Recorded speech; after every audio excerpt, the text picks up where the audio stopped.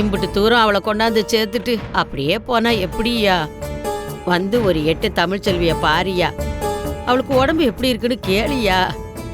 ஓ வாயால நீ எப்படி இருக்க, இப்ப பரவாயில்லையா, வலி குறைஞ்சிருக்கான்னு கேட்டா அவ சந்தோஷப்படுவாய்யா.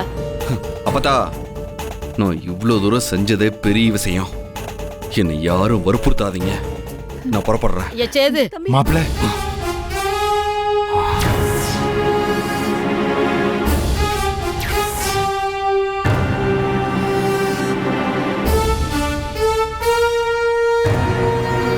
என்னடி மோகனா இது? என்னது? 2 பேரும் இப்படி எலியும் புனையுமா அடிச்சுக்கிட்டு இருந்தா நான் என்னத்த சொல்றது? ஐயோ அம்மா, பிள்ளைக்கு எதுவும் ஆகாம தாயும் பிள்ளையும் நல்லா இருக்காங்கல்ல, அத நினைச்சு நாம சந்தோஷப்படுவோமா? ஆமாண்டி. அம்மா, இதை யாராவது போய் வாங்கிட்டு வாங்கம்மா. வசந்தி அதுங்க கூட. மலரு கொஞ்சம் கூட வாத்தா, போய் வாங்கிட்டு வந்துடலாம். வா. நான் போயிட்டு வரேன். அத்தை, தமிழை பார்த்துட்டு வந்துடுறேன் அத்தை. சரி சரி போ.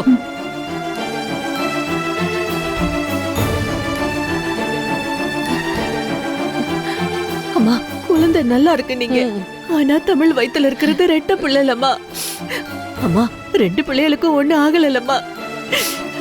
அப்படி எதுவும் இருந்தா நான் சொல்லி இருக்க மாட்டேனா? 2 குழந்தைகளுக்கும் ஒண்ணு இல்லடி, 2 குழந்தைகளும் நல்லா இருக்கு. ரொம்ப சந்தோஷமா.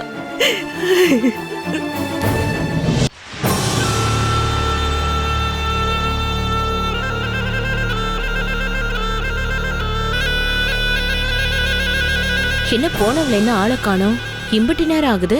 வாய்ப்பு இருக்குல்ல, ஒருவேளை வயித்துல இருக்க குழந்தைய கலைக்கணும் அது இதுன்னு சொன்னா எல்லா வேலையும் முடிச்சிட்டு டாக்டரை பார்த்துட்டு வர வேண்டாமா? அதுவும் சரிதான். அப்ப எனக்கு தெரிஞ்சு இன்னைக்கு வரமாட்டாங்க, நாளைக்கு தான் வருவாங்க. டாக்டரை இருந்துட்டு கூட போக சொல்லிருக்கலாம், யாருக்கு தெரியும்? சரி, நாம எந்திரிச்சு நம்ம வேலையை பார்க்கலாம்.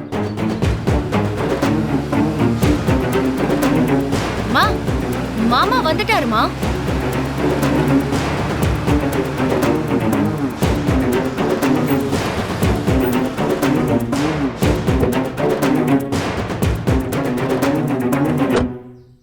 சேது, என்ன சின்னம்மா? என்னப்பா தமிழ்ச்செல்வியை தூக்கிட்டு ஓடுனியே, என்னாச்சு? சேது, என்னாச்சு? தெரியாம சோப்பு காலில் பட்டு வழுக்கி விழுந்துட்டாச்சுனம்மா. ஐயோ, அதான் ஆஸ்பத்திரி கூட்டு போயிருந்தேன். ஐயோ, என்னப்பா இது இப்படி கீழே விழுந்துட்டாளே? ஆஸ்பத்திரியில என்ன சொன்னாங்க? வயித்துல இருக்க பிள்ளைக்கு எதுவும்?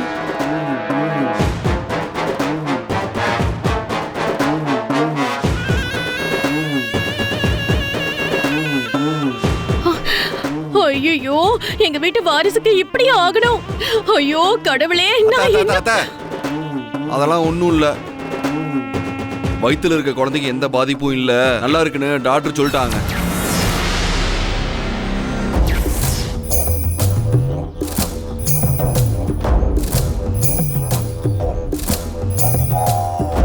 அட, என்ன அத்தை?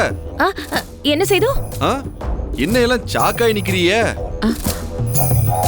இன்ப அதிர்ச்சியில உறைஞ்சு போயிட்டோம்பா. குழந்தைக்கு எதுவும் ஆகலையா? அதெல்லாம் எதுவும் ஆகல, குழந்தை நல்லபடியா இருக்குன்னு சொல்லிட்டாங்க. அவ கீழே விழுந்ததுல அவ கால் ஜவ ஏதோ கிழிஞ்சிருச்சான். 1-2 வாரத்துக்கு நடக்க கூடாதுன்னு சொல்லி கட்டு போட்டிருக்காங்க. அதான் அங்கிட்ட அப்பதான் வந்து சேர்ந்துருச்சுல்ல, நான் இதுக்கு அங்கிட்டுன்னு கிளம்பி வந்துட்டேன். ஏன் சேது, நீ இருந்து எல்லாரையுமே கூட்டிட்டு வர வேண்டியதானே? நான் எதுக்கு கூட்டு வரணும்? அதான் அவங்களா இருக்காங்கல்ல. மாமா, இதே கோவம் நான் எதுக்கு அவளை ஹாஸ்பிட்டல் கூட்டிட்டு போகணும்னு காலையிலே இருந்திருந்தா பரவாயில்ல.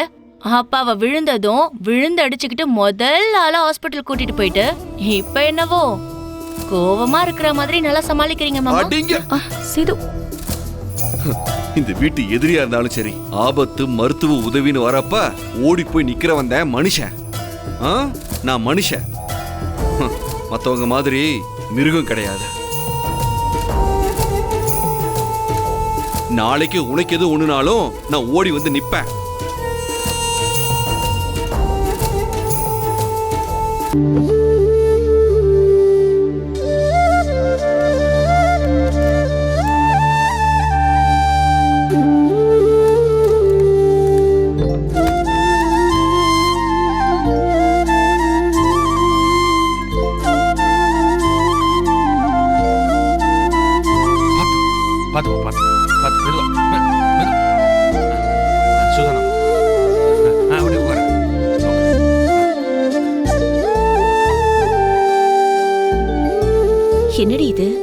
சேர்ல வந்து இறங்குறா?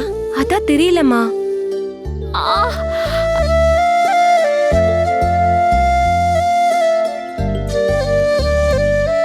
சரி வா வா, என்னன்னு போய் பார்க்கலாமா?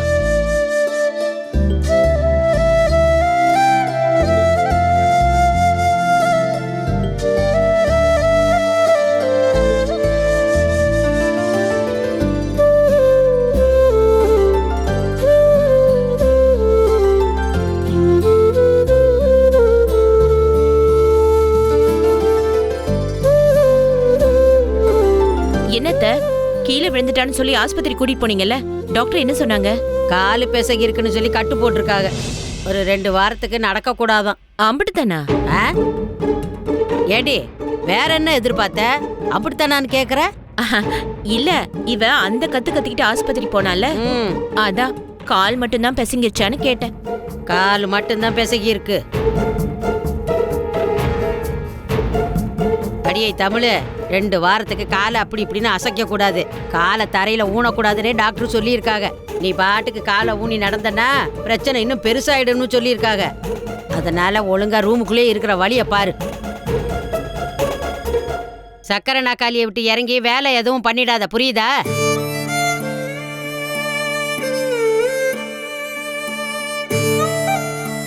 அம்மா, ஏதோ பரீட்சை இருக்குன்னு சொன்னாமா. பரீட்சைக்கெல்லாம் ஒன்றும் போக வேணாம். டாக்டர் தரையில காலை ஊன வேண்டான்னு சொல்லியிருக்காரு. நீ என்னடா பரீட்சை எழுதணும்னு சொல்லிக்கிட்டு இருக்க? அம்மாச்சி, அதுக்காக பரீட்சை எழுதாம எப்படி அம்மாச்சி இருக்க முடியும்? எப்படி நீ போவ? இங்க இருந்து அம்புட்டு தூரம் நீ போக வேணாமா? தமிழே, பரீட்சையை கூட நீ அப்புறமா எழுதிக்கலாம் தமிழே. முதல்ல நீ உன் உடம்ப பாத்துக்க. ஐயோ இல்ல, கண்டிப்பா நான் பரீட்சை எழுதி போயே ஆகணும். செமஸ்டர் எக்ஸாம் வேற. அப்படிலாம் எழுதாம விட முடியாது அத்தை. அப்படி பண்ணா தப்பாயிடும். அதெல்லாம் சரிதான். ஆனா நீ எப்படி போவ? நீங்க 2 பேரும் வந்து இவளை கூட்டிட்டு போறீங்களா? அம்மா, ஊர்ல எனக்கு வேலை கிடக்குமா. நாளைக்கு ஒரு விசேஷ வீடு வேற இருக்கு, அங்க சமைச்சு கொடுக்கறேன்னு சொல்லியிருக்கேன். அந்த பிள்ளை என் கூட பேசுறதுலம்மா ஒத்தாசிக்கு வரேன்னு சொன்னா வேணான்னு தான் சொல்லும்.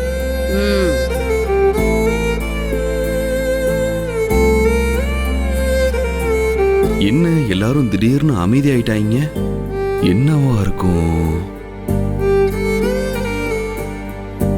அப்பதா என்னதுக்கு பாக்குற? இல்லடா, அவ ஏதோ பரீட்சை எழுதணுங்கிறா. அவ 12ஆம் கிளாஸ் பரீட்சை எழுதுனதுல இருந்து டாக்டர் படிப்புல சேர்றதுக்கு பரீட்சை எழுதின வரைக்கும் நீ தானே கூட்டிட்டு போன? ஆமா, அப்ப இவன் மேல அம்புட்டு பாசம் வச்சிருந்தேன், அதனால கூட்டு போனேன். இங்க பாரு, பாசம் வச்சதுனால இப்ப மோசம் போய் உக்காந்துருக்கேன். அதனால நான் கூட்டு போகணும்லாம் எந்த தலையெழுத்தும் கிடையாது.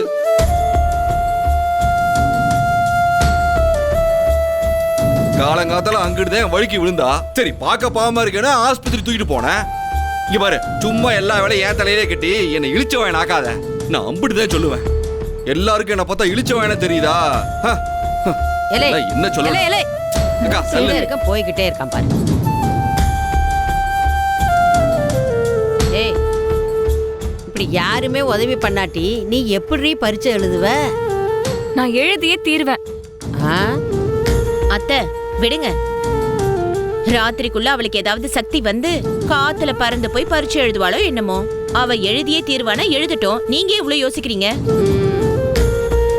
நீங்க இவ்வளவு சொல்றீங்க, கொஞ்சமாச்சும் உங்க பேச்ச கேக்குறாளா? நீ வாடி. போங்கடியே வந்துட்டாள்.